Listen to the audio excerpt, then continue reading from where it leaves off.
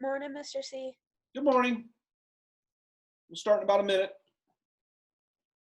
See if anybody else shows up.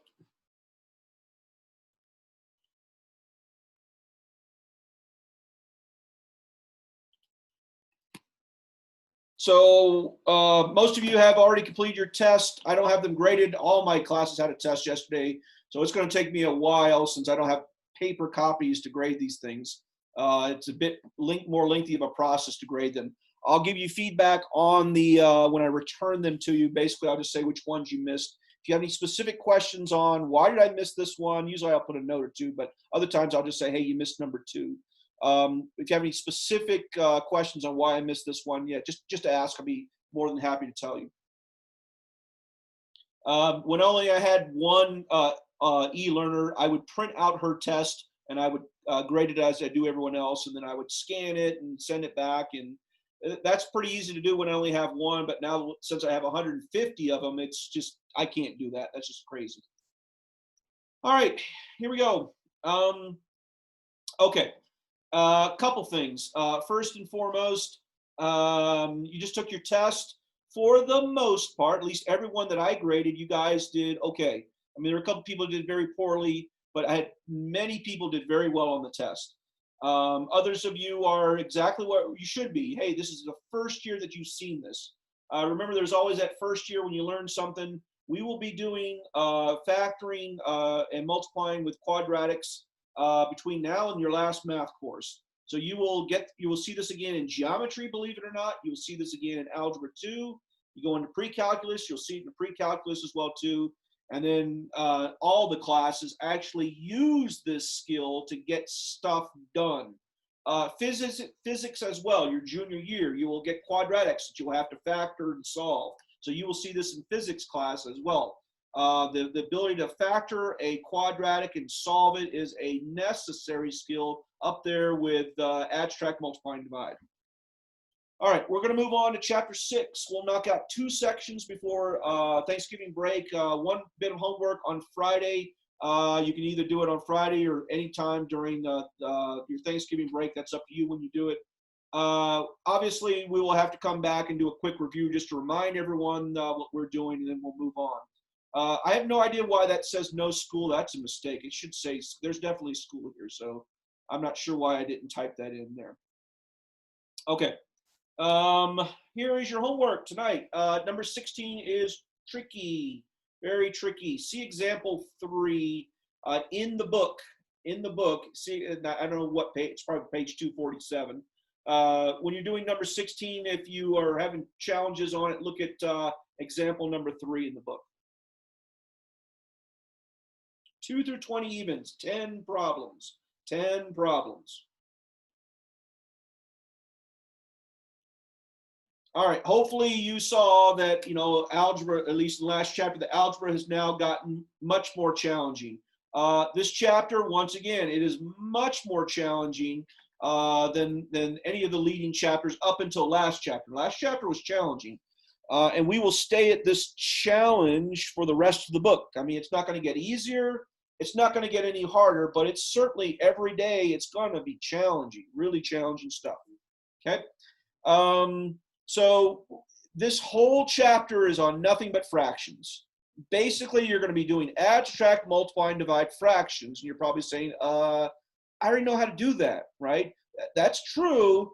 The difference is our fractions are going to be polynomials, meaning the numerator and the denominator are going to be, well, they could be quadratics, they could be linear, they could be binomials, they could be trinomials, but all of our fractions are going to be polynomials.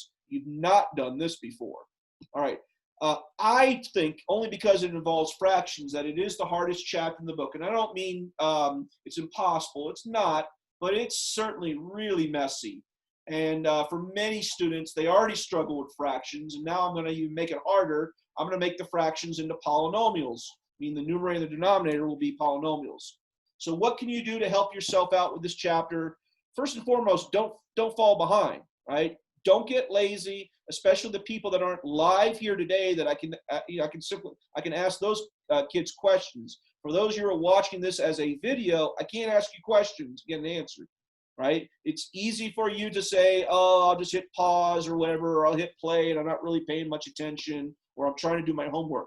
If you start falling behind in this chapter, it's almost unrecoverable. You got to stay up with the material.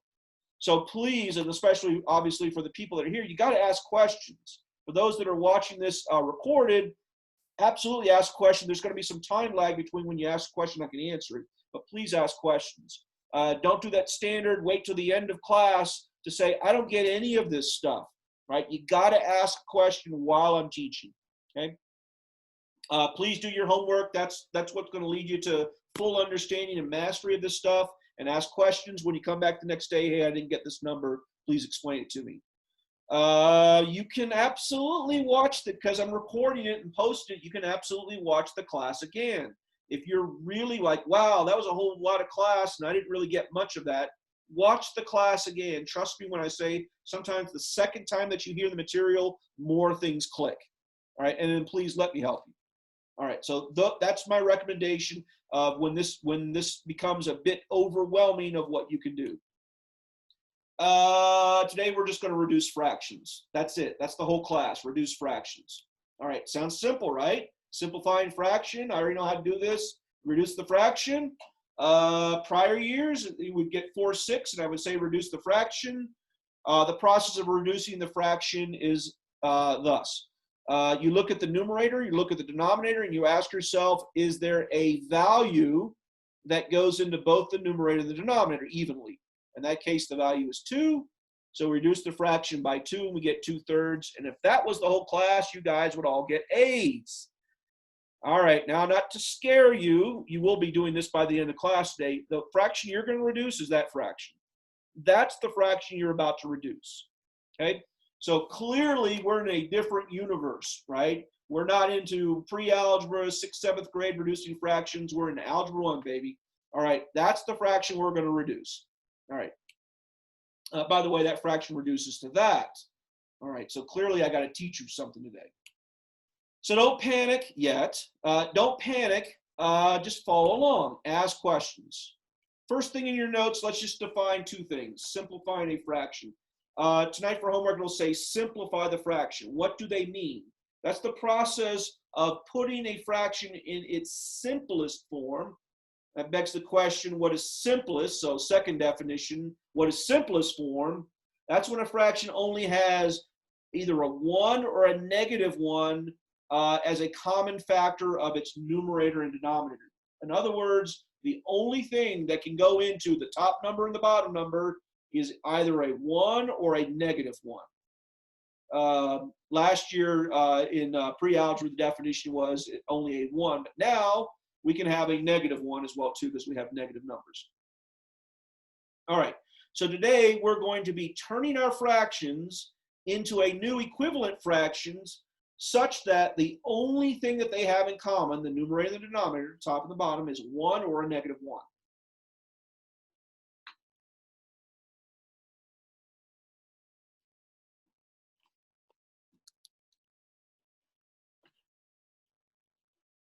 Okay, we good? No.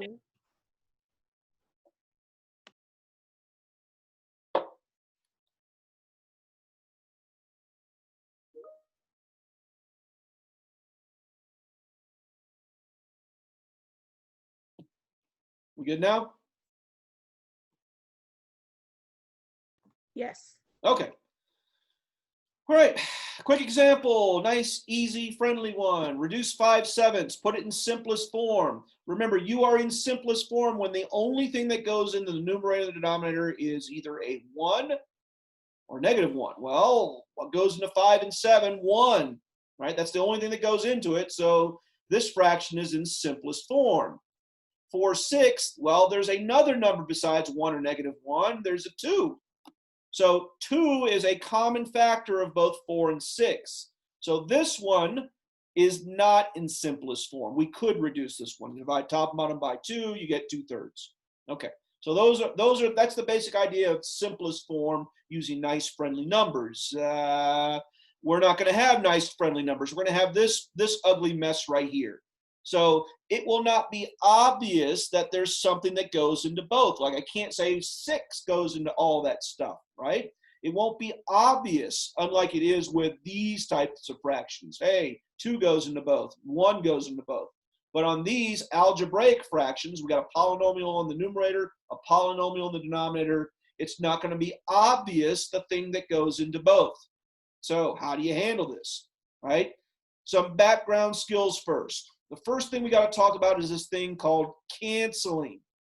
All right, 2 examples. All right, on the top row here, I will show you when you can cancel. And on the bottom row, I will show you when you cannot or you're not allowed to cancel. So first fraction, check it out. Hey, there's a 3 in the top and the bottom. I am allowed to cancel. 3 divided by 3 is 1. This turns into x. You are allowed to cancel when the only thing involved is multiplication. 3 times x. I can cancel. If it said 3 plus x, right, I can't cancel. Notice there's a 3 here and a 3 here, but there's this big honking plus symbol. When you see pluses or minuses, you are not allowed to cancel. Now, I'm going to change that here in a second, but in general terms, when you have multiple terms on the top, right, the only time you're allowed to cancel this 3 is when there's multiplication involved. So let me show you another example of that. Check it out. I got an x plus 4 and x plus 4. I literally just said that you can't cancel when you have addition or subtraction. Well, that's not true always because, look, I've got the same thing in the numerator as I have in the denominator. Anything divided by itself, you can cancel. That's just 1. When can you not cancel? Check it out. I got an x plus 4 and an x plus 4, but I got this other thing, plus y. That's what keeps me from canceling on the bottom. Blue means you can cancel. Red means you can't cancel. The easiest way to keep this straight in your head is that if there are multiple things being added or subtracted, the only time you're allowed to cancel is when it looks like this, when you have the same thing on the top and the same thing on the bottom. All right, I need to show you more examples of that.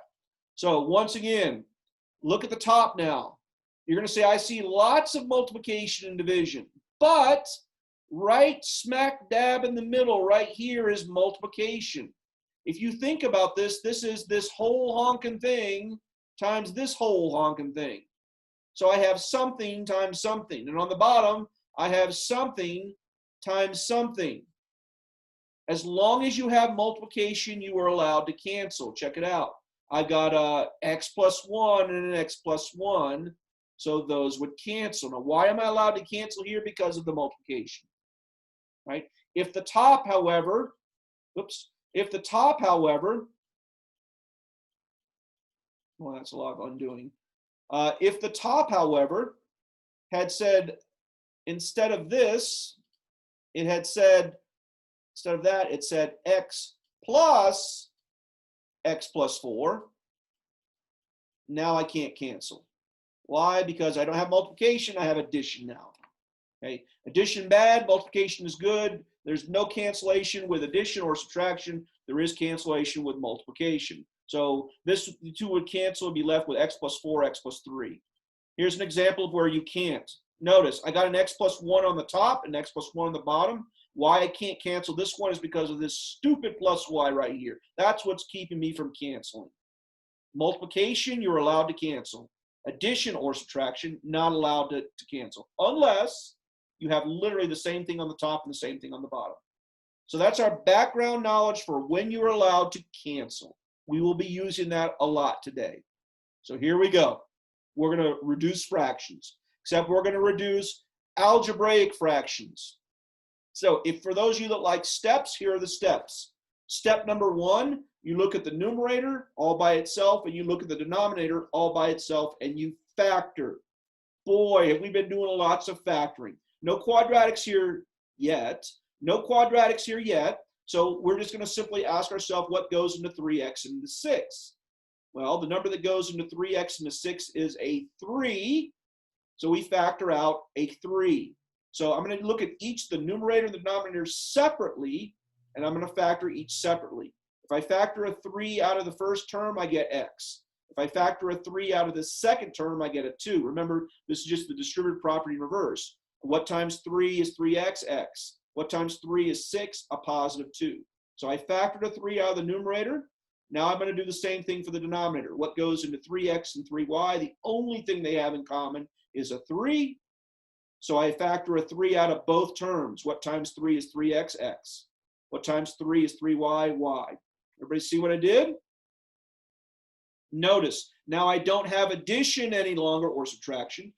At the very start I had addition, Now I have multiplication, 3 times that. If you have multiplication, now I am allowed to cancel. So what can I cancel? I can cancel those 3's. 3 divided by 3 is 1. So what am I left with at the very end? X plus 2 over x. If you left the parentheses, that's perfectly fine as well too. Woo! That's a lot of work. And that's everyone. That's why there's only 10 of these tonight for homework. Okay? So the steps are factor the numerator by itself, factor the denominator by itself, and then see what cancels. And remember, you can only cancel if there's multiplication going on. If there's addition, unless it's literally the same thing over the same thing, you can't cancel. Questions? All right. That's meant as sarcasm, right? All right. The but here is that there's one thing that we get included, right? And what we get included is that the denominator can never be 0. You can never have 0 in the denominator. When would you have 0 in the denominator? These are called, welcome to Algebra 1, these are called restrictions. Notice, when we have an algebraic equation, we could get a 0 here very easy. Notice, for the restrictions, we look at the denominator. The denominator is 3x plus 3y. Well, x and y have some value. I don't know what they are, but if they were of a value that would make the denominator a 0, we would be in big problems. So tonight for homework, the instructions say simplify, and then they say state any restriction on the values. The restriction on the values will be numbers that would make the entire denominator 0. Sounds complicated, and it's what you'll spend the most of your work on. How do you find those numbers? Well, here's how it's done. We look at the denominator, and we say it cannot equal 0. 3x plus 3y cannot equal 0, and then we solve this, right? I'm going to do this one real quickly for you. And it doesn't matter which one you solve for, x or y. You can pick either one. I'm going to move the y to the other side. So subtract both sides by negative 3y, divide everything by 3, and we get x cannot equal negative y. Now, I did that very quickly. When we do one together, we'll do it nice and slow. Tonight for homework, it's going to be 2 things. It's going to say simplify the fraction. I did. That's the answer in yellow. And then it's going to say state any restrictions. Okay? Restrictions are when you set the denominator equal to 0 and then solve. Whatever you get is what those 2 values cannot be. That's a lot of work. This is Algebra 1. So we better do some together. So let's talk about restrictions first. Here's how restrictions are done. You take the original problem and you look at the denominator. I'm going to look at the denominator. If the denominator has any variables in it, we set them equal to 0 and we solve, and that tells us what the denominator cannot be. On our first fraction here, x plus 2 over 3, there's no variables, there are no restrictions. No restrictions. On our second one, we simply look at the denominator. It has restrictions. I set the denominator, in this case just y, equal to 0 and solve. Therefore, y cannot equal 0. If y were 0, this fraction would blow up your calculator, right? So y cannot be the value 0. It can be any other value, it just can't be 0. On the second one, it has 2 variables, x and a minus y, x minus y. We set that equal to 0. It doesn't matter which one you solve for. I'll solve for the easiest one first. We add x to both sides, and we get that y cannot be the value x. In other words, if y and x are literally the same number, let's say 4, 4 minus 4 is 0, that makes the fraction, makes it a uncalculatable fraction. Okay, this is a lot of stuff, right? So we better do some together. So here we go. Write this one down. X squared minus 9 is in the numerator. And in the denominator, we have 2x plus 1 times 3 plus x. This is going to come at you hard and fast. This is going to sound complicated. Step number 1, we factor the numerator and the denominator. Anybody notice that the numerator is a quadratic? Right? We got the quadratic x squared minus 9. That's one of those special case ones. Remember, when you don't have a middle term, I don't have that x, right? When I don't have that middle term, this is one of those special case ones. It turns into x plus something and x minus something. And that minus or plus something is this, the square root of this.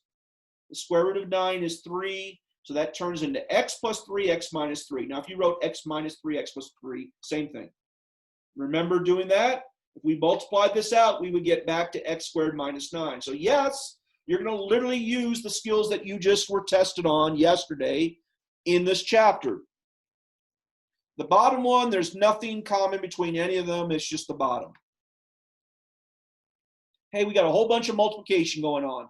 Multiplication, multiplication, so we're allowed to cancel. What matches here? We got an x plus 3 and an x plus 3, right? Smack there. So those two things cancel. They both say x plus 3, although this one says it backwards. It still says x plus 3. Remember, addition is commutative. So what are you left with? I'm left with x minus 3 on the top and 2x plus 1 on the bottom. And it sounds like, or it feels like we should be done. The issue is that this was an algebraic fraction. And in an algebraic fraction, it will have restrictions. The restrictions are whatever makes the bottom equal 0. Right? So what makes it 0? Well, we set it equal to 0 when we solve. That means we set this part equal to 0. We set this part equal to 0. Now notice I'm not putting equal, I'm putting does not equal, because what we're really finding is what it does not equal. We still solve it the same way. We take these two things, this part and that part, we set them equal to 0 when we solve. All right, this one's a 2-step, this one's a 1-step. This one, I would subtract 1 from both sides. I get 2x equals negative 1. I would divide both sides by 2. Everybody see that? So I would get that x cannot equal negative a half. On this one, I'd subtract 3 from both sides, and I would get that x can't equal negative 3. So this one, I get x cannot equal negative a half. And on this one, if I subtract 3, and that's the values that this fraction can never be. If I ever let x be the value negative 3, it turns this into an error. If I ever turn the x into a negative half, it turns this into an error. Tonight for homework, this is what you're going to have to do. This is a big step up from what you did last year. Reduce the fraction, find the restrictions. We're going to do a bunch of these. Don't panic yet. Any questions? Okay. Here's another one. We got a quadratic in the top. We got a linear in the bottom. Quadratic trinomial in the top, a linear binomial in the bottom. The process is still the same. X squared minus 2x plus 1 over x minus 1. So let's see how well we can do on this one. Let's see. I need two numbers that multiply positive 1 that add up to negative 2. Well, let's see. That would be 1 times 1 is 1. So is negative 1 times negative 1, and negative 1 plus negative 1 is negative 2. So that first one would factor the numerator into x minus 1, x minus 1. And hopefully you see immediately. Mr. Chartier, I'm confused. What would you do with the x squared? Remember from last chapter, I'm not factoring these two, I'm factoring the whole darn trinomial. When you factor a trinomial quadratic, you ask yourself what two numbers multiply to this number, the c value, that add up to the b value. That would be negative. Oh yeah, sorry, I forgot. Now I understand. You scared me there for a second. All right, because I believe I graded your test already. Did I do good? I don't remember. All right. Oh. Okay. Well, notice on this one, we've got multiplication, so we can cancel because there's multiplication. So 1x minus 1 on the top, 1x minus 1 on the bottom would cancel. And so you would be left with, it feels like we're done, is x minus 1 is the answer. That fraction right here turns into simplified x minus 1, but we got a problem. There was a denominator with a variable in it. So we have to find the restrictions. Remember, restrictions have nothing to do with the numerator, just the denominator. So we go back to the original denominator, x minus 1. We set it equal to 0 and we solve it. And remember, I keep saying set it equal to 0, and I keep writing does not equal. Because remember, we're trying to find out what value would make this thing give us an error. What would give us an error? Well, give us an arrow, add 1 to both sides. If x equals 1, if x equals 1, that would cause big problems. 1 minus 1, you get a 0 in the denominator. You can't ever have a 0 in the denominator. So the steps are simplify, factor, cancel, and then take the denominator, whatever it was, and find its restrictions. How do you find the restrictions? You set it equal to 0 and you solve. So there's two answers here. The answer is simplified, it's x minus 1, and the restrictions are x cannot be the number 1. X can be 2, right? But it can't be 1. So if there were two terms and it wasn't like x squared minus 9 or something like that, and it was like 12m minus like 14n, like how would you do that? Divide out of 2m. 2m would be the common term. Can you repeat that? I'm sorry, I didn't hear you. At the very end, I'm going to ask you, let's do a couple from homework together, but just divide out what's common between all the terms. 2 is clearly common, and I believe all your terms had an m in it, I think. Divide out of 2m.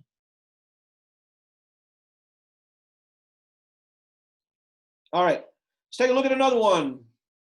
Take a look at another one. All right, let's see here. Here's the top one. The only thing common between a 2x and a 4 is a 2, so I'm going to divide out of 2, right? So that would give me 2 times the quantity x minus 2. I'm just dividing a 2 out.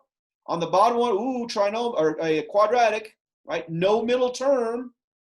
When there's no middle term, remember it's the square root of this. So x plus 2, x minus 2. I wrote it backwards, but that's fine. X plus 2, x minus 2 on the bottom. Does everybody see where I got that from? All I'm doing is factoring. Hey, I got nothing but multiplication going on here. You're like, wait, I see a minus and a plus. Yeah, but it's 2 times this. It's this parentheses times this parentheses. So I have multiplication going on. I can cancel. So on the top, I got an x minus 2, and on the bottom, I've got an x minus 2. And there's multiplication involved, so I can cancel that. So what am I left with after I cancel? I'm left with a 2 on the top and an x plus 2 on the bottom. That's the fraction simplified. That's not the fraction with restrictions. With restrictions, since I have variables on the bottom, I take the denominator and I solve it. Okay?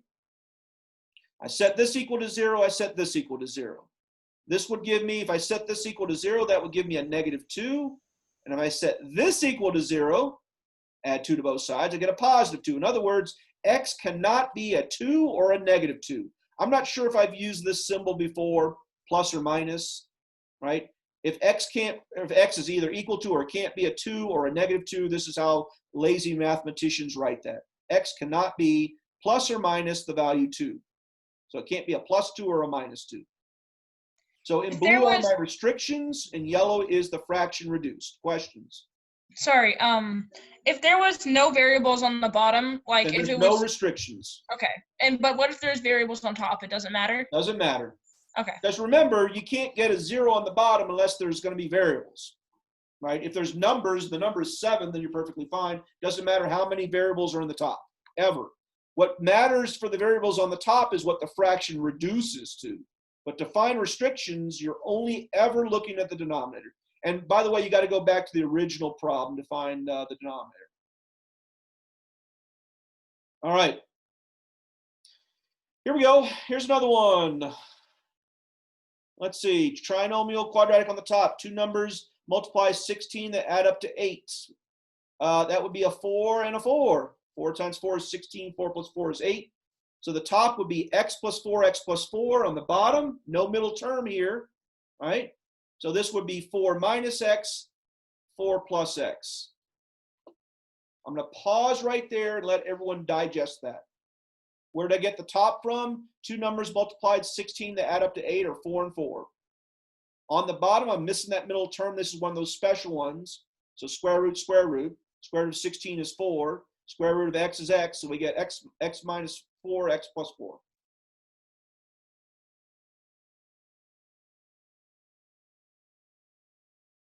Okay.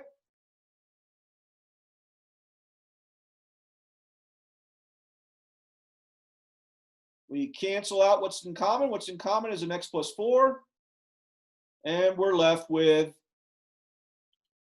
that. I've got a mistake here, and I just noticed it. The answer here in yellow is the correct answer. I'm going to go back and fix my mistake here. So this should be 4 minus x and 4, that's a dollar sign, 4 plus x. All right, mistake corrected. There we go. All right, we still cancel that because it's still a positive x and a positive 4, but there's my answer. All right, to find restrictions, we take the denominator, right? The denominator is 16 minus x squared, and we solve that. Once again, we've already seen what it factors into, 4 minus x and x plus 4, so that's going to give me a plus or minus 4. So x cannot be a 4 or a negative 4. Right? 4 squared is 16. 16 minus 16 is 0. Can't be a negative. Negative 4 squared is still 16. And that can't, 16 minus 16 still gives me a 0. So x can't be a 4 or a negative 4. I'll just say tonight for homework, the quadratics that they give you to factor are all pretty simple. There's not too much thought behind them. Questions?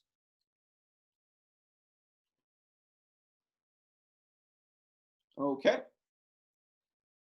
I think that you're probably going to need to watch this class again. So I can't speak for all of you, but I think that maybe, I'm going to post this immediately because I got lunch next. I'll post this immediately. So if you want to watch this again, I think it would be helpful. However, I did say that what we could do is couple the homework problems together. So remember, the homework's on page 248. So if you want to open up your books to page 248, I'm not going to do more than 2 of them, but I certainly can do a couple of them with you. So who wants to pick one that we'll do together? Can we do number 4 or 6? Either Pick or. one. 6. Not All 6. right. Yeah, Let's 6. do Sorry. number 6. All right, so we will do number 6 together. Number 6 together. Oops, wrong button. Number 6 says this. You get 8x minus 8y, 8x minus 8y, so no quadratics up there. And on the bottom, we get 8x plus 8y. So no quadratics at all. It's just simple factoring. All right, step number 1, I'm just looking at the numerator. So I'm just looking at the numerator. What's in common for both terms? 8. So I'm going to factor out an 8. I divide an 8 out of both terms, and I get x minus y. All right, that was easy. Denominator, what's common? 8. Factor out an 8, and we're left with x plus y. Can everybody see what I did there? Okay. What cancels are your 8. What are you left with?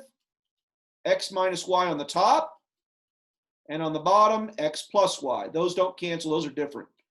Okay. Notice now all I have is addition or subtraction. The only time you're allowed to cancel is if you have the same thing on the top, same thing on the bottom. So this right here, circle it twice, is the fraction simplified. And then it says, give any restrictions. Well, the restrictions, right, to find the restrictions, we're going to look at just the denominator, not the numerator, and set it equal to 0. So I let 8x plus 8y. Now I keep saying set it equal to 0. What I really mean is we're trying to figure out what it can't be. So it can't equal 0. And then we solve this. It doesn't matter whether we solve for x or y. I'll just solve for y. So if I were to solve for y, I would subtract 8y from both sides. I'm just solving for that. Let's see. So we get 8x is equal to negative 8y. Let's attach the x and 8, so divide both sides by 8. you would see that the 8s would cancel on both sides. And you would be left with, well, you'd be left with x cannot, I should say cannot, x cannot equal negative y, and that's your restrictions. So what's circled in blue and what's circled in green are your two answers. This is the fraction reduced, and these are your restrictions. So just to give you an example, if x is equal to 2, then x can't be equal to a negative 2. Watch this. I can't have this and this, right? In other words, if x was 2, I would get 16. And if y was negative 2, then I can't, that would give me a minus 16, right? Negative 2 times 8. And that would give me a 0 on the bottom, and that can't happen. Okay? There's your example for number 6. All right, somebody else, pick. We'll do one more and we'll call it a day. Number 10. Number 10. Theoretically, that should be a challenging one, right? Is that a quadratic? It is a quadratic. Okay, cool. All right, we'll do number 10. Number 10.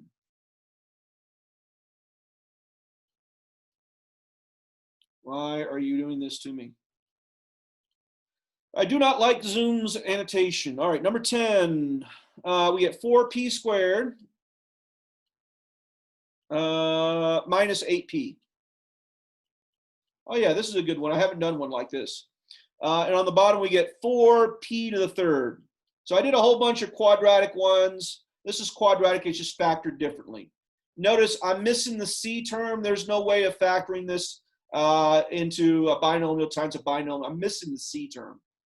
But I will say, look at the top and notice there's a common 4 and there's a common p that's in both terms. So if I factor out a 4p, I would get, well, 4p times p is 4p squared. And 4p times negative 2 is negative 8p. Do you see what I did there? All I'm doing is dividing both terms by 4p. On the bottom, there's nothing to factor, but I do have a 4p cubed. All right, well, let's see what would cancel. Well, clearly the 4s would cancel. They're gone. All right. Further, I'll put an equal sign right here in a long fraction bar. I got 1p on the top and 3 on the bottom, so I would be left with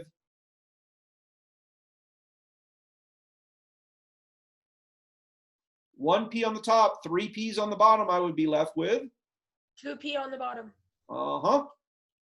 And then on the top, once that's gone, now that's gone, we're left with p minus 2.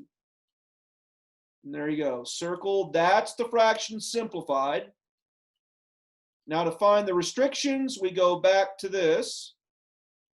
And that cannot equal 0. So 4p cubed cannot equal 0. Well, what's the only value that you could plug in that would turn this side into 0? Negative 4p cubed. Yeah, but what's the only value I can plug into p that would turn this whole darn sucker 0? Well, let's plug in a 1. 1 times 1 times 1 is 1. 1 times 4 is 4. That's not 0. What's the only number that you could plug in that would turn it 0? 0. That's it. So p cannot be 0. That's your restriction. So we didn't necessarily solve that. We just used some common sense there. Notice that the only thing involved right here was multiplication. And the only thing that you multiply by that ever gives you a 0 is 0 itself.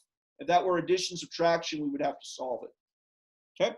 So there's two answers here. This in blue is the fraction simplified, and the restriction is p cannot equal 0. You will get tired of restrictions. You'll be doing restrictions between now and, well, you don't do restrictions in geometry. Well, that's not true. There's a couple times. We very infrequently do restrictions in geometry. But in Algebra 2 and Algebra 1 and pre-calculus, calculus, and above, you do restrictions all the time. Restrictions are simply you're stating what values the variable cannot be. Remember, as we've solved before, we can see that we basically assume that the variable could be any number until we solve it. But we find out that sometimes there are restrictions on what the number can be, and that's what today's class was about. So today's class is really about reducing a fraction, except the fraction looks ugly because it's algebraic. We'll move quickly to adding, subtracting, multiplying, dividing. That's what the chapter is really about. But each time we add, subtract, multiply, and divide, remember the last step of any operation involving fractions is to reduce the fraction. And today's class was, well, how do you actually do that? To at least give you one bright spot, the book rarely asks, what are the restrictions, at least in Algebra 1. It will ask this section. I will do it on the test as well, too. But beyond this section and the test, the book basically glosses over restrictions. Like, we'll be doing plenty of things with fractions, and the book will kind of ignore the fact that there were some restrictions. It comes back in Algebra 2 and pre-calculus, the fact that there are restrictions. All right, any questions on anything I did today? Hey, I'm not lying when I said, hey, it's a butt kicker, right? Algebra 1, the easy days of chapters, 1 through 3, and even a little bit into 4 are over. It's like this every single day. I'm going to teach you something new. If you hang with me and you get it, right, you'll be fine. If you don't, you're underwater immediately, and you need to, kick hard with your feet, paddle, tread water, that sort of thing, get your head above water immediately, because you will get so lost. All right, if you understood today's class, then you're good to go. I'm not saying you can't make mistakes. You obviously can make mistakes, but you got to keep your head above the water on this stuff. Mr. Schrager. Yes. Sorry. So when we find the restrictions, we do the original thing that was on the bottom. The original denominator, not the for instance, in blue right here, we don't use this denominator. We use this original denominator. Okay, and then if there's like two things on the bottom, like just move them to opposite sides and solve. So you would have two restrictions then? Well, technically, I mean, at least the ones that they've given you each time, it's going to be something like, I don't know, x plus y or something like that, or maybe 2x, plus y, something weird like that. You simply set both of these equal to 0 and you solve for x or y. It's your choice which one you do. So for instance, this one right here, I would subtract x from both sides. So x can't be negative y. And on this one, if I solve for y, then y minus 2x from both sides, y can't be equal to negative 2x. All I'm doing is just putting the variables on both sides. There's only a few of them like that. Okay, because there's like, sorry. Number 6 was one like that, and I think that's the only one. Number 6. Yeah. Yeah, number 6 is the, and then number 18. Well, on number 12, what I meant was like, if there's like, in one parentheses, it's like 5 minus x, and then another parentheses, it's like 7x I got plus you. 2. Set them both equal to 0. So you set them both equal to 0. So you got 5 minus x can't be 0. Mm-hmm. And on the other one, you have 7x plus 2 can't be 0. And then I just write both of those answers down? You got it. You just solve this one. So add x both sides. So x can't be 5. It's a horrible x. X can't be 5. All I did was add x to both sides. And on this one, subtract 2 from both sides. This one's ugly. And then divide both sides by 7. So x can't be negative 2 sevenths.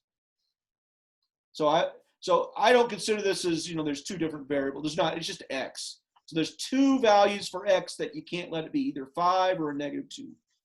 So that produces 0. There you go. All right, anybody else? All right, have a good lunch. I know I'm hungry. I'm ready for lunch.